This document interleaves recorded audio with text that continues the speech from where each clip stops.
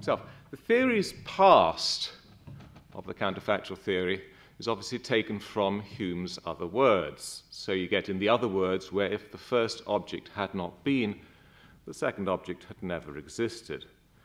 And modern-day Humeans have obviously put forward the counterfactual theory.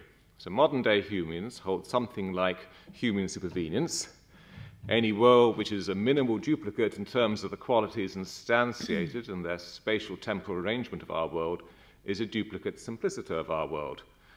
And they think that one way in which human supervenience could fail is if there are necessary connections between distinct existences.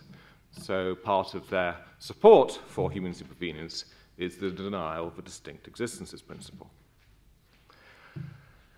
But it's also true, even for those modern Humeans, that they distinguish between their commitment to human supervenience and the distinct existences principle and the counterfactual theory of causation. They take the human supervenience principle, this is obviously Lewis I'm referring to, I should have said that, they take the human supervenience and the distinct existence principle as a contingent truth. On the other hand, they take the counterfactual theory of causation as a necessary truth. And here's a little passage from Lewis in his concessive mode. So he's saying about or biff.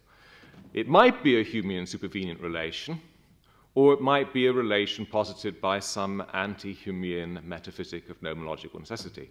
Myself, I'd like to think that the actual occupant of the biff role is Humean supervenient, physical, and at least fairly natural. So he actually then separates two distinct explanatory tasks, and this is another lengthy quote from Lewis. What is causation? As a matter of analytic necessity across all possible worlds, what is the unified, necessary, and sufficient condition for causation? It is somehow a matter of counterfactual dependence of events or absences on other events or absences. What is causation? As a matter of contingent fact, what is the feature of this world and of other possible worlds sufficiently like it on which the truth values of causal ascription supervene? It is biff, the pattern of relatedness of events to one another by the relation that is the actual occupant of the biff role. Biff is literally the basic kind of causation in this world anyway, the basis on which other varieties of causation supervene.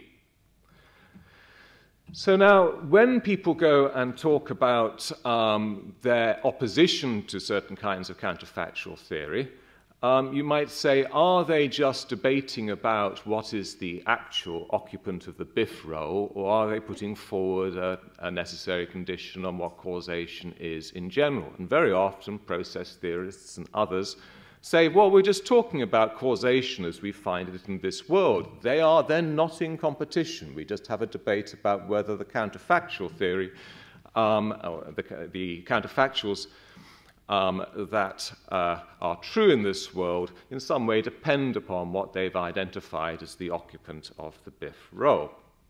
The main opponents of the counterfactual theory of causation are the non-reductivists or the primitivists, those who say you can't go and analyze causation in terms of counterfactuals, and sometimes these opponents have a biff commitment.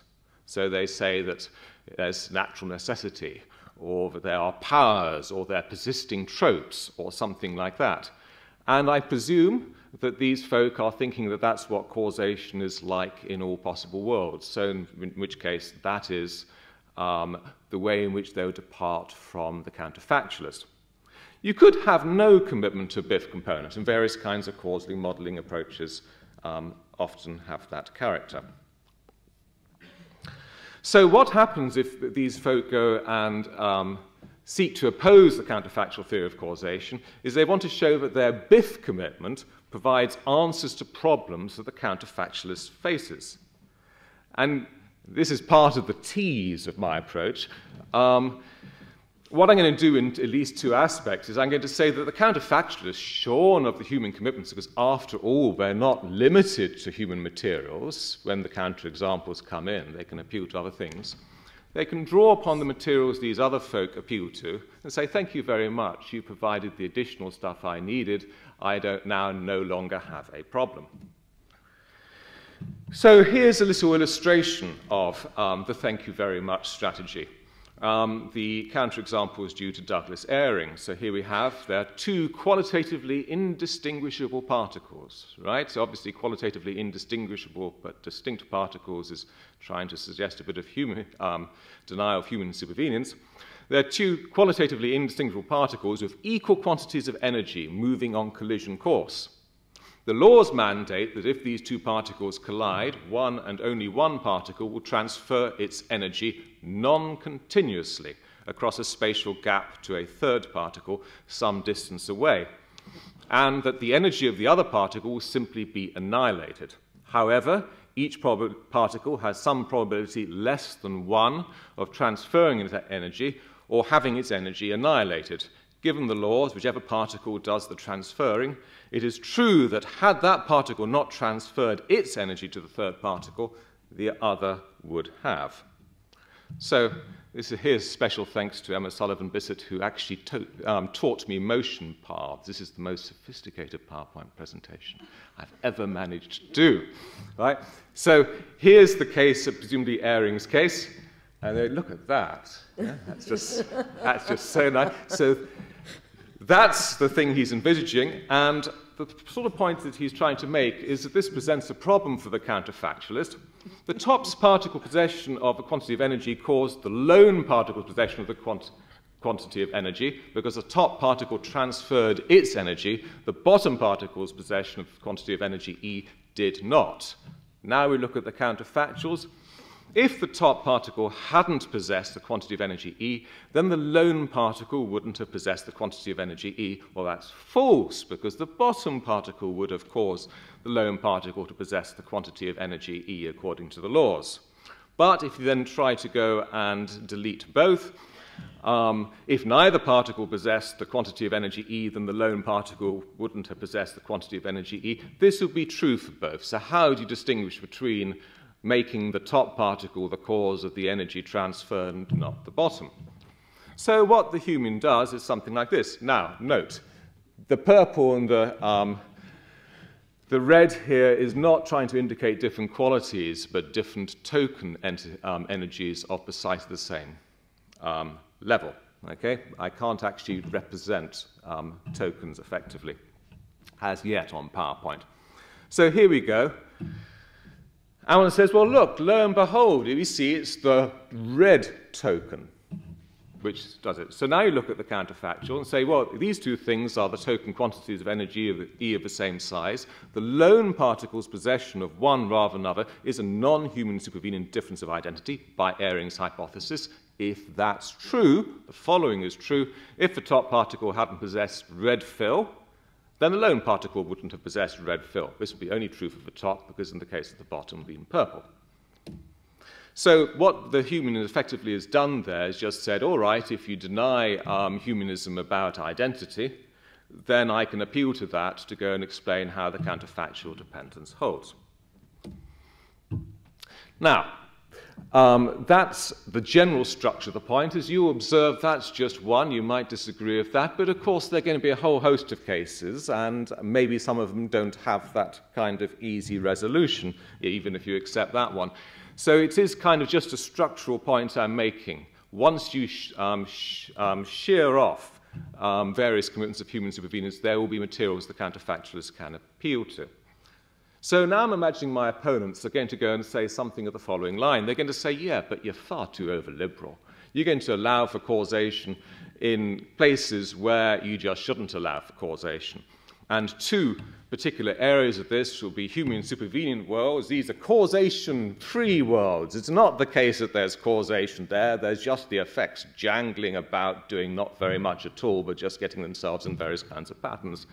And then they were going to say stuff about double prevention cases and others. I'm just focusing upon them. And say that these are not really causation because they don't involve their preferred feature. So now there's some folk who've had the misfortune of hearing me on various aspects of this. So the first one, the human supervenient worlds, I'm going to give a general sketch, but I'm going to go and be quite quick about that. So it's just going to suggest a line of approach. but it's not going to satisfy people who want detailed textual argumentation. But, you know, that would be utterly unreasonable to expect in a situation like this anyway. So,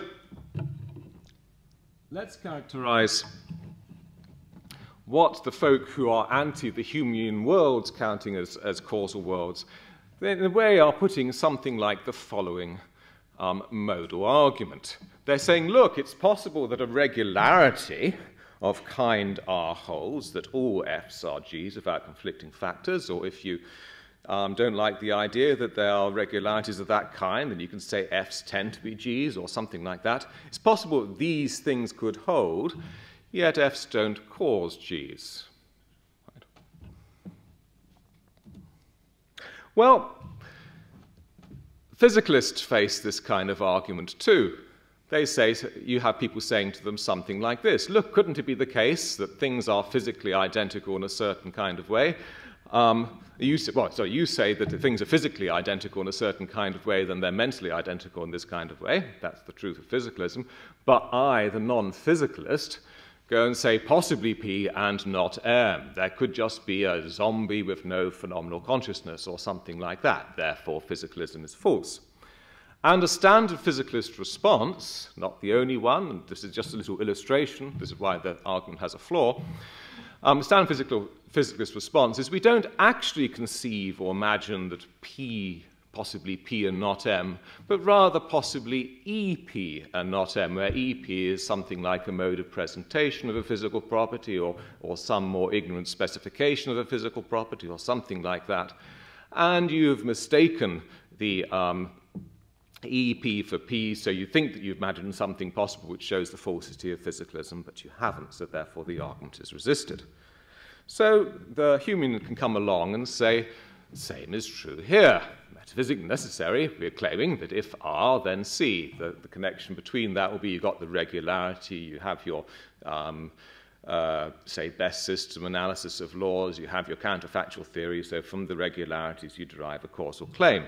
You come along and you say possibly R, not C, therefore the Humean basis of causation is false. The Humean response by analogy is we don't actually conceive or imagine that possibly R, not C, but rather, and note the slight difference in this case, but rather possibly R and not EC. Now, EC, and obviously this is something which needs to be specified further, but EC is the cognitive grip R has on us, which makes us conceive of the FG connection as necessary. Think about what Hume said about the association of ideas. Think about what Laurie Paul said yesterday about various kinds of way in which we could see that there was a necessary or experience that there was a necessary connection between things. Let EC stand for that, right? EC is the way we identify causation, but it's not the only way we can conceive of or identify causation. So, of course, we can conceive of there being regularities in which we're not in the cognitive grip with regard to those regularities. And that's why it seems to us possible, but it's not. So my first conclusion, contentiously, but still worthy of note, is that the physicalist response, if the physicalist response to the modal argument is plausible, then a Humean response to the necessitarian's challenge is more plausible, because there were those differences that I drew your attention to slightly.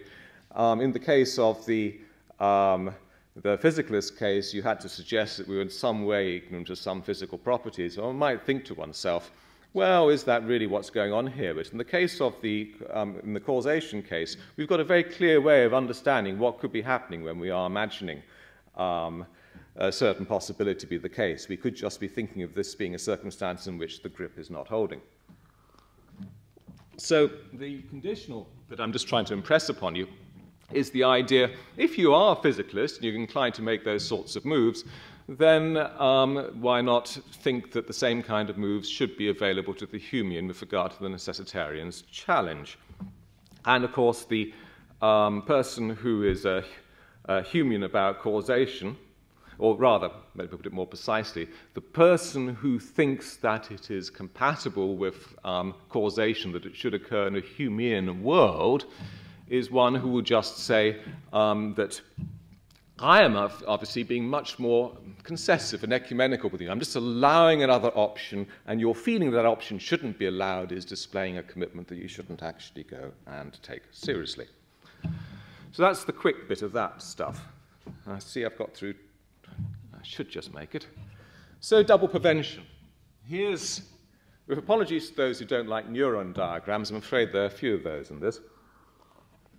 But I'm hoping that just about I'll manage to appear slightly more sophisticated than the crass user of neuron diagrams. But maybe that would be a forlorn hope. So anyway, here's double prevention. The rough idea is this. Here is a long... Is there a clicker, by the way? No, doesn't matter. Doesn't matter. There's a sad tale about this. I actually asked my department for a clicker. Right? I asked my department for a clicker because I thought it would make my presentations far more polished and effective. They bought me one, which wasn't nearly as nice as the ones I've seen other people have. But I started taking it around and it broke. And after 3 uses, so I'm now without again. Anyway, so I can't do little red dots on the thing or anything of that kind. So the AFE is, of course, the main causal process, but D could stop E happening. B is indeed there to stimulate D to stop E happening, but C comes along and inhibits D. So C has prevented a preventer of E. Intuition says C is a cause, except those who are committed to causation essentially involving BIF. They want to go and say that in this particular case it's not really a cause at all. Now here's the reason why I think double prevention cases are good. The first is, of course, as you'll note, C and E, and I've put this forward for you by actually shading the things in black. You see, that makes them positive. They're positive firings, right? So these are genuine positive events. And that's one reason for thinking that double prevention cases are worth taking seriously as opposed to mere omissions. Of course, there might be some sort of omissions or negative events in the intermediary, but we've got the real positives on either side. So we're not mucking about with the dodgy stuff in between. We don't even have to talk about them too much. They're just things that might trouble you slightly. So that's the first reason. The second thing is that, you know, there are cases of, there are cases which strike me as clear cases of causation where you've got to be truly heroic to deny it. And firing of single-action guns would be a case in point. I think even double-action guns, but I am not from the United States, so I don't have that degree of competence. If you think about the unfired gun, here's a little thing which I have helped for those who don't have great knowledge of firearms. When you go and pull the trigger, you see the pull the trigger, that takes away what's called the sear. I learnt that for this talk. I'm always impressed when it has new tech.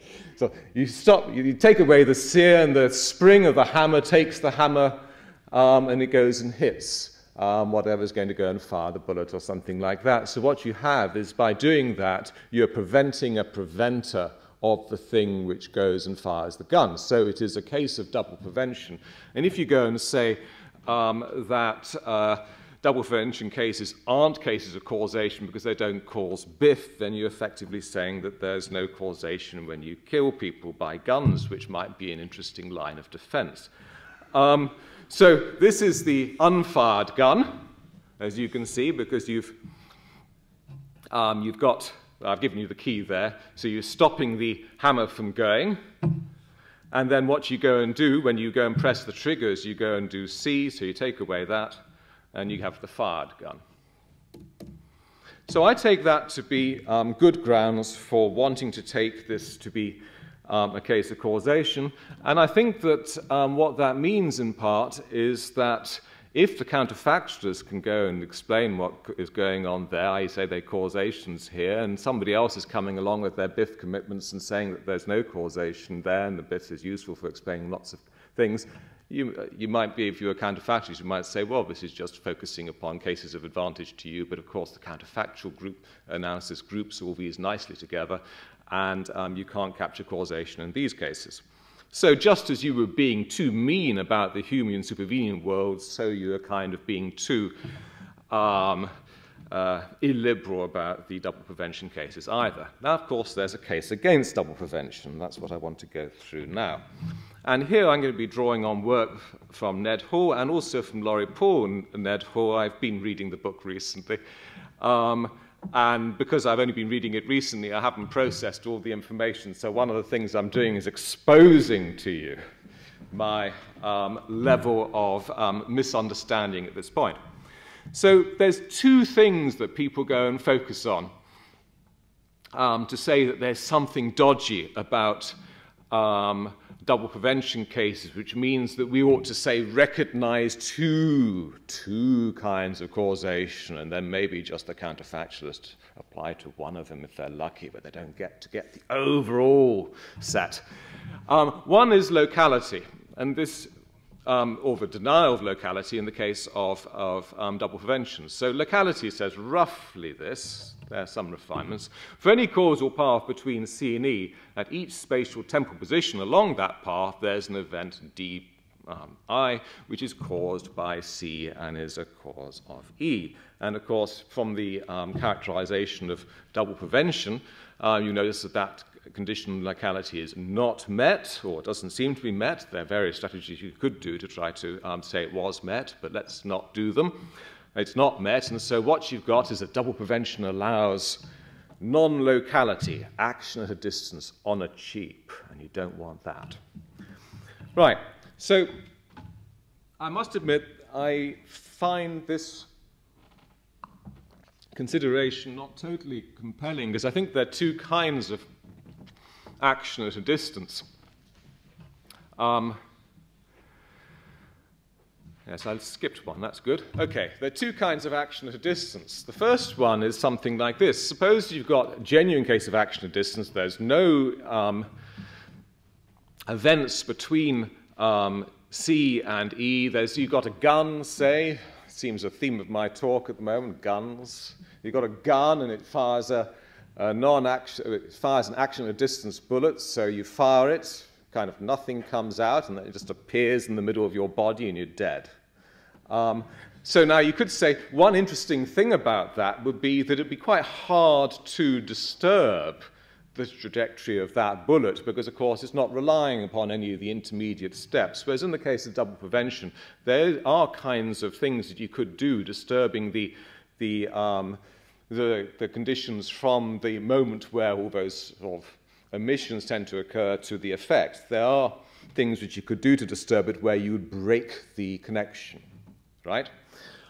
So in that sense, there's already one point of disanalogy, but you can imagine that there'll be some cases where that doesn't work. But what is certainly true is that the ways in which various kinds of events could disturb the connection in a genuine case of action and conditions will be ones in which they're entirely independent of the presence of C, and they go and in some way inhibit the activity of E. Whereas, of course, in the case of double prevention, the very absences we're talking about are ones which depend upon the activity of the previous state. So there's a case in point. C, although we've got a case of action at a distance, C, if it were not to occur, would actually be connected, its non-occurrence would actually be connected to the presence then of D.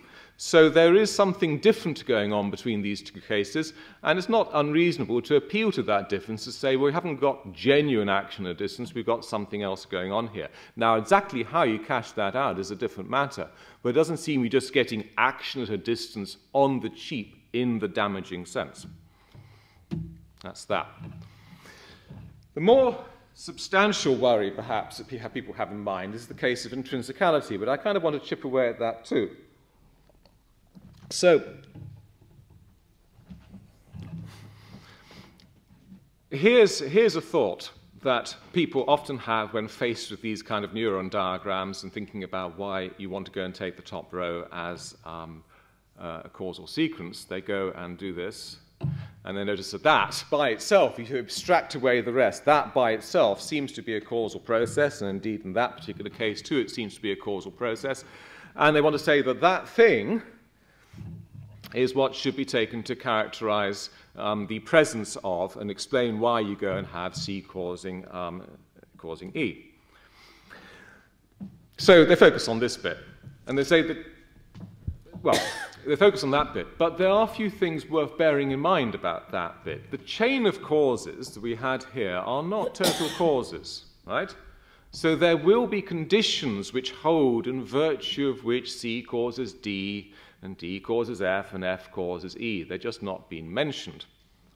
The intrinsicality intuition, if it is taken at first pass, says something like this. Take the CE chain plus conditions for it holding in isolation, then if it is a causal chain there, it will be a causal chain in whatever context leaves its intrinsic structure untouched. So that's what one wants to go and say about these things. You want to go and say, the fact that you don't have a genuine chain of counterfactual dependence, or you don't have something which you could point to there, is just a function of context.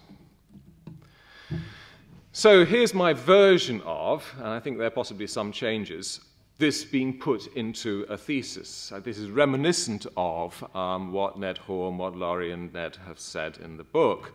So you take if C, D1, D2, D3, and is a sequence of events ending in E, containing all the causes of E from the time of occurrence of E, call this the complete causal process from C to E, to an earlier time T when C occurs, and another process, C star, D star, etc., and is intrinsically identical to it in terms of the events which constitute and their spatial temporal relation to each other, then, given that the same laws hold, C star is a cause of E. So what you're saying there is, take a certain sequence, if it then is intrinsically similar to another sequence, then if the first sequence is a causal process, the second one is too. That is the intuition, which is behind people who want to go and say that the cases of preemption, overdetermination, and the rest involve causation.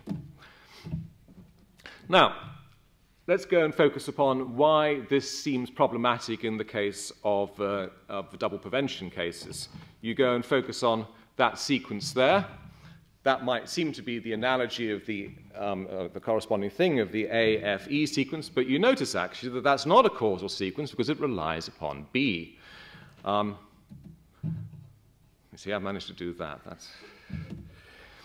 So in the end, you think, oh, God, but in order to go and capture the causal sequence which relates C to E, I've got to include B in, and I've got to include A, F, and E in. I've got to include, sorry, A and F in. I've got to include A and F in to get E there. I've got to include B in to set the dependence up for C going to E. So effectively, this is looking like a radically non-intrinsic case. And it's this thing which makes people worried about double prevention cases. The shift from the intrinsicality intuition, take the E chain plus conditions in isolation, shift between that to the intrinsicality thesis rests upon taking the remaining conditions for the CE chain to be also causes. Fans of double prevention cases might take this as question begging.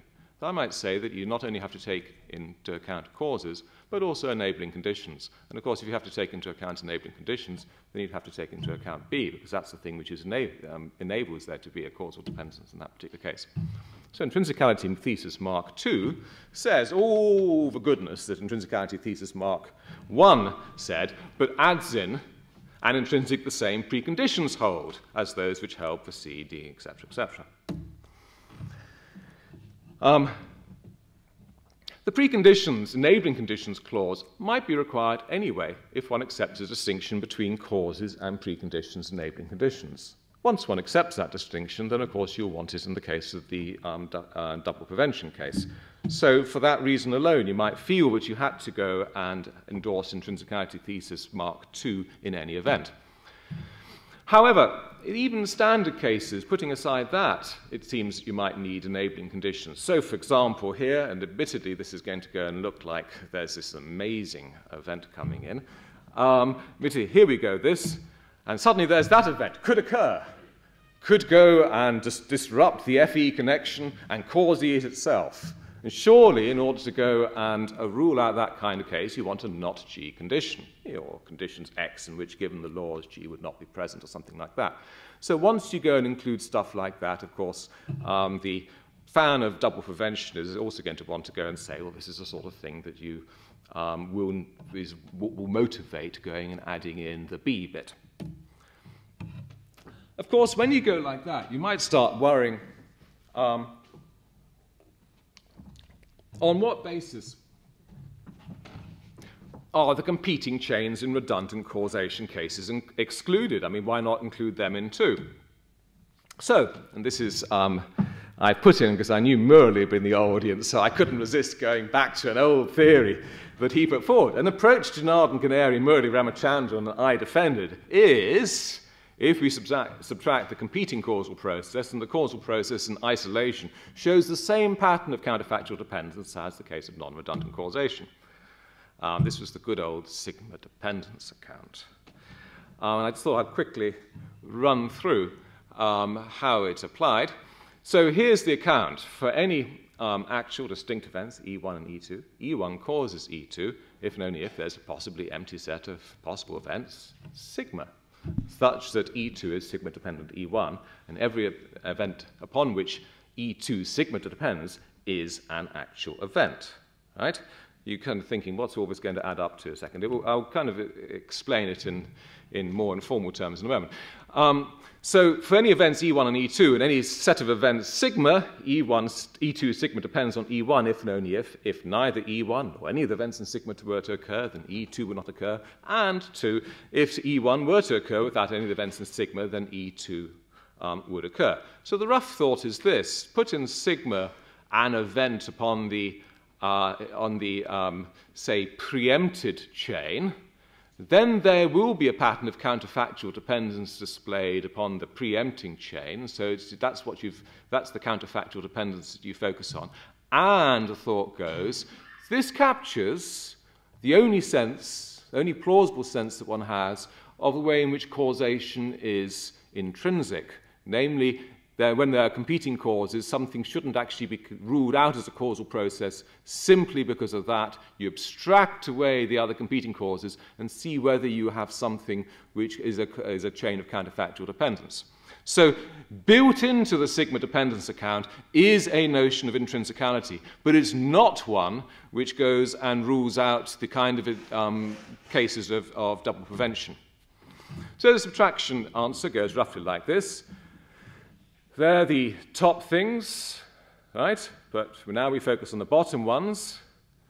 And you notice that the things which are illuminated in the bottom ones, these are the preemptive things, contain missing events. And it's that which the sigma account appeals to. So condition 2 is not meant in the bottom case, and we are all right. Well, obviously not. As an analysis, there are problems with the sigma dependence accounts. Probabilistic causation caused tremendous difficulties, and I've bored people senseless trying to put together accounts which have tried to avoid the problems that raises. But I'm going to focus on a slightly more sort of obvious difficulty when there are no gaps in the preemptive process, which people often cite, and indeed that's a case that Laurie and Ned have put forward in their book. So here is an example of it, preemption of gaps. And the nice little wrinkle in this particular case is what we have here is that the ABE1 chain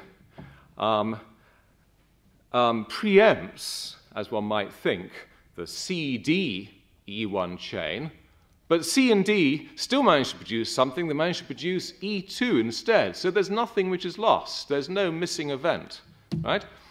So what you have is each chain goes and produces something. And then the challenge goes, when you are abstracting away one of these things, then what makes you think that, so in the case of the bottom thing, you've taken away the top chain, and you're thinking, just focusing upon CDE, and you think about that, the chain of counterfactual dependence there, is this a case of preemption or is it another chain? You say, well, what makes it the case that E2 is E2 then? Isn't it E1? So effectively there's no non-actual event which is present. So that was me going through that graphic and forgetting that I'd actually put it in nicely for you. Anyway, so there's two thoughts that one might have to that response. One thought is that one's not going to have to appeal to huge sort of claims about E1 fragility. One's not going to go and say, well, no, actually, in the in the world in which you've now abstracted away the ABC, this is not really E1 as E2 there, because if there was only 1 second afterwards or something like that, it's not going to count as E1. You wouldn't go and say that. What, in fact, you'd say is, of course, in this world, it's not about fragility of E1. In this world, it would still be plausible to take the thing which is identified there as E1 as E2. You've just taken away the other set. It's not a far distant world or something like that. It's just talking about the individuation of events in close-by worlds. But if you don't like that, or there's some particular circumstances which make this idea inapplicable, then you could just add a condition, and I have a feeling that when Merlin and I discussed this at the time, this gave rise to counterexamples in more complex cases, but you could just add a condition that E2 at the actual time of it accounts T is sigma dependent upon E1, and so then you would have a restored way of distinguishing it, not relying upon actual events, but relying on the time occurrence of the events. So, the difference then between the cases of double prevention and standard cases is the double prevention cases, when they involve redundant double prevention, have a dependent kind of intrinsicality. So here, the bomber, the standard case of the bomber, the fighter, and the interceptor. You know, you've got the key there. We've got two possible preventions. You've got one that there's a fighter which or interceptor which shoots down the fighter, which is going to stop the bomber going and exploding at the top. On the other hand, there's H down there, which is the abort instruction. So there are two sort of things which are stopping this process from actually stopping the bomber successfully bombing. What you would go and do is you would go and take away one of the two. I've just taken it away for H there. And you would then say, well, the reason why C counts as a cause is because in the circumstance where you imagine the other one away, you have the chain of counterfactual dependence. And so you have dependent intrinsicality revealing itself even in the case of double prevention cases. All right, so let's move on, because I have a feeling I'm running out of time, aren't I? So, yes, I'm running out of time. Almost done. I realize this is slightly breakneck, but when you take me to pieces, it will go much slower, obviously, because we can focus on the various dodgy bits of the presentation. So there's one case. There's another kind of case, which I just, because I was so pleased that I did motion paths, I thought I'd just go and do this one here for you as well. So here we have the catcher in the wall, and people have the following intuition, right? So there's the ball.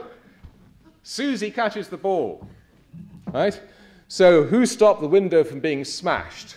Or what was the cause of the windows being smashed? Intuitions that some people have. I think Ned has this intuition. Not Susie. Wall. Because, you know, it doesn't matter whether Susie grabbed it. Wall. Look, it's huge. The ball could never have got past the wall. It's the wall. I say, in this particular case, unlike the previous case, the bomber one, where I think that what we've got here is a case of over-determined double prevention. I think in this particular case it's Susie. I think she did it. Don't detract from her. People are always doing that, right? Don't detract from her. And here's a reason for that. Here are two little things that we might be inclined to say. As it happens, suppose I built the wall to protect the window, yeah? As it happens, I didn't need the wall because the catcher caught the ball, right? And the other thing we might say in those circumstances to Susie, because one's just generally a kind of putting down person, you needn't have bothered to catch the ball because the wall was protecting the window, right? But difference is, needn't have bothered, but she did, so the wall did nothing. But I didn't need the wall because the catcher caught the ball. So catcher counts as the cause of the survival of the window in that particular case. So prevention and double prevention cases display a similar pattern of options to standard cases of redundant causation, which gives another reason for thinking that actually one should take double prevention cases to be as good for grouping as under causation as the standard cases. So my overall thought is there is a difference between dependent and non-dependent intrinsicality. I have no doubt about that. But the most substantial difference is not a difference in intrinsicality, it's a difference in the dependency of it. And that would be unfair to cite as a reason for rejecting double prevention cases. So here's an example of thank you very much strategy Mark II. Objection. Real causation is energy transfer, or the preservation of a conserved quantity, or the persistence of a trope, or passing of powers, or something else. Response. Thank you very much. I use those to characterize what people have in mind by real causation, and obviously there's a difference between that and the double prevention cases. But double prevention cases show, and all the features that they have, show that there is something common to capture. And the counterfactual does that. Counterfactual theory does that. So, concluding remarks. Anti-counterfactual theorists with big commitments have to, according to me, incur the cost of explaining why we should be so strict about the human supervenient worlds in a way which is more plausible than rejections of physicalism. And anti-counterfactual theorists with BIF commitments have also to deal with cases of double prevention which seem actual counterexamples to their BIF commitments. Right? Anti-counterfactual theorists, primitivists with no BIF commitments, are not open to similar attack. They can gloat, do other things, while counterfactualists toil away. That's fine.